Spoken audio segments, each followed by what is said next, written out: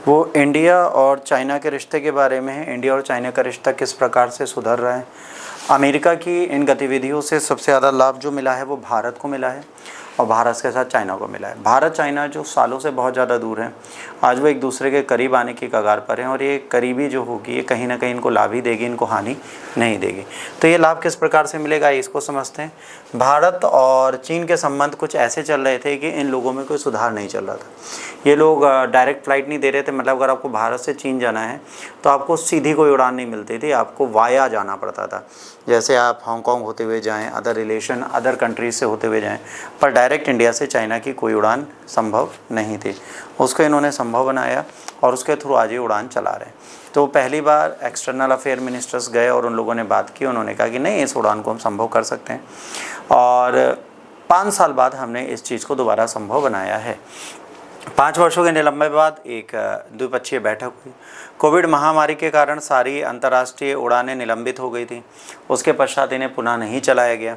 इसके बाद इन चीज़ों को फिर से चलाने का प्रयास किया गया और निलंबन के बाद इनको आगे बढ़ाने की पूरी कोशिशें की गई। ये पुरजोर कोशिशें जो थी यही थी जिनका हमें फ़ायदा मिला। गलवान घाटी का क्राइसिस हो गया था उसके बाद जून 2020 में। उसके बाद हम लोगों के राजनयिक संबंध सिर्फ सीमा विवाद के चक्कर में पूरी तरीके से बदल गए और इस सीमा विवाद के बाद हमने इन चीज़ों को रीएक्सेप्ट नहीं किया।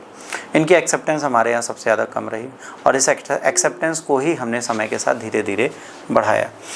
अब अक्टूबर 2024 में भारत और चीन के देपसांग और डैमचोक एलएसी पे गश्ती व्यवस्था में समझौता हुआ। इससे क्या हुआ, सैनिकों की वापसी हुई। इसके बाद अगस्त 25 में चीन के विदेश मंत्री भारत आए। उन्होंने विमान सेवाओं को फिर से शुरू करने और वीज़ा प्रक्रियाओं को सरल बनाने के लिए सहमति दी। प्रधानमंत्री नरेंद्र मोदी ने तांजानिया में एससीओ शिखर सम्मेलन के दौरान राष्ट्रपति से मुलाकात की और 7 वर्षों में मोदी और चीन की ये पहली यात्रा थी। सोचिए, 7 वर्षों के बाद मोदी साहब पहली बार चीन जाते हैं और चीन जाके वो बात करते हैं और इन दोनों के बीच में व्यापारिक समझौता होता है।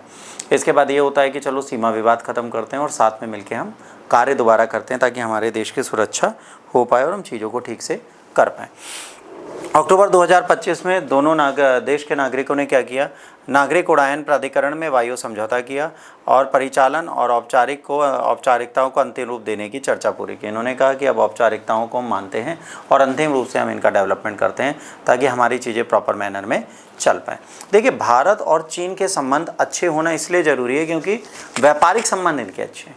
अगर इनके व्यापारिक संबंध अच्छे हैं, मतलब बिजनेस टू बिजनेस रिलेशंस अच्छे हैं। एक चीज़ समझिए, देश में 3 तरीके के संबंध होते हैं। पहला होता है व्यक्ति से व्यक्ति का संबंध, तो वो अच्छा होना चाहिए। जैसे भारत और चीन के लोग एक दूसरे से शत्रुता नहीं रखते, व्यापार के लिए मित्रता है, ठीक। उसके बाद अगर हम बात करें, उसके बाद क्या जरूरी है, भारत का सरकार का संबंध वो हमारा अच्छा ना हो, पर व्यापार से व्यापार का संबंध अच्छा है तो संबंध अच्छा सरकार को सरकार से बनाना पड़ेगा। कितनी चीन से हमारे तनाव हो जाएं पर उनसे व्यापारिक संबंध हम बंद नहीं कर पाते क्योंकि हमारे व्यापारिक संबंधी हैं जो भारत और चीन के संबंधों को मजबूत बना के रखते हैं। तो ये एक बहुत इंपॉर्टेंट चीज़ हो जाती है जिसका विकास हमें करने की आवश्यकता है और इन चीज़ों को डेवलप करने की भी हमें ज़रूरत पड़ती है और ये चीज़ हम बिल्कुल इग्नोर नहीं कर सकते। अब जाहिर सी बात है, विकास साझेदारी है, प्रतिद्वंदिता नहीं। दोनों नेताओं ने एक दूसरे से कहा कि अगर डेवलपमेंट होगा भारत का या चाइना का तो हम दोनों नेशनों को एक दूसरे से कोई समस्या नहीं है। विकास समझदारी है, साझेदारी की एक नींव है। ये अगर बनती है तो हमें बिल्कुल लाभ होता है, इससे कोई हानि हमें नहीं होती और ये हानि नहीं होगी तो हमें लाभ ही होगा। तो व्यापारिक समझौते को बढ़ाने का प्रयास यहाँ पर किया जाएगा। एससीओ सम्मेलन में इन दोनों ने मुलाकात की और कहा अपने रिश्तों को दोबारा सुलझाते हैं। एयरलाइन की प्रतिक्रिया में इंडिगो ने पहली भारतीय वाहक बनी जिसने 26 अक्टूबर को कोलकाता से ग्वांझू के बीच में दैनिक उड़ानों की घोषणा की। सबसे पहली कौन बनी? इंडिगो। फिर एयर इंडिया ने दिल्ली से शंघाई की उड़ानें तैयार करने का प्रयास किया है। चीन की एयरलाइनों ने भी भारत के लिए तकरीबन 70% संचालन करती है। किसका? पैसेंजर्स के क्राउड का। तो ये 3 एयरलाइंस, चीन की एयरलाइंस के साथ इंडिगो और एयर इंडिया अगर मिलती है तो दोबारा अंतर्राष्ट्रीय उड़ान प्रारंभ हो जाएगी। लोगों के बीच संपर्क, ये क्या करेगा? व्यापार संपर्क बढ़ाएगा। जैसे हमें व्यापार करना है चाइना से तो हमें वाया हांगकांग, वाया जापान होते हुए कनेक्टिंग फ़्लाइट लेनी पड़ती थी जो हमें महंगी पड़ती थी और समय भी लगता था। आज अगर इन चीज़ों का हम सुधार करते हैं तो क्या होगा? व्यापार के लिए हम सफलतापूर्वक वहाँ पहुँच सकते हैं। अपने बेसिक कार्यों को कर सकते हैं और अपनी चीज़ों को सुधार सकते हैं। आर्थिक पुनर्प्राप्ति होगी, प्रत्यक्ष उड़ानें होंगी, लागत कम होगी, व्यापार वाणिज्य बढ़ेगा और चीज़ें सुधरेंगी। भू राजनीतिक संदर्भ में जाहिर सी बात है, इससे क्या होगा, संबंधों का पुनर्मूल्यांकन होगा। 50% शुल्क भारतीय के निर्यात पर जब लगाया गया, चीन में आर्थिक साझेदारी होगी। दोबारा हम एक दूसरे के टैरिफ को कम करेंगे और प्रयास करेंगे व्यापारिक नीतियों में दोनों देश एक दूसरे का साथ दें। जो अमेरिका ने किया उसको बदलने का प्रयास करें। याद रखिए, अमेरिका की जो व्यापारिक नीतियाँ हैं उन्होंने हमारे साथ क्या लॉस किया। अमेरिका की व्यापारिक नीतियों ने चीन और भारत को करीब ला दिया, और ये चीज़ समझने की आवश्यकता है। चीन भारत के करीब आना हमेशा घाटे वाली चीज़ है और इसको समझने का प्रयास हमें करना पड़ेगा। ठीक, तो चीन और भारत के व्यापारिक नीतियों को समझने की आवश्यकता है। आज चीन और भारत अगर मिलकर काम करते हैं तो इसका लाभ हमें ज़रूर मिलेगा, इसका कोई हानि हमें नहीं मिलेगी। इस चीज़ को समझने की आवश्यकता है। इसके बाद महामारी से पहले यातायात 500 से अधिक मासिक उड़ानें थी 2020 से पहले। चीन और भारत के बीच 500 से अधिक उड़ानें थी। 70% चीन वाहक हिस्सा था। 5 निलंबन के वर्ष हो गए, जिससे सीमा का तनाव बढ़ा। भारत और चीन के बीच में डायरेक्ट फ्लाइट ना होने से बहुत सारे लॉसेस हो रहे थे।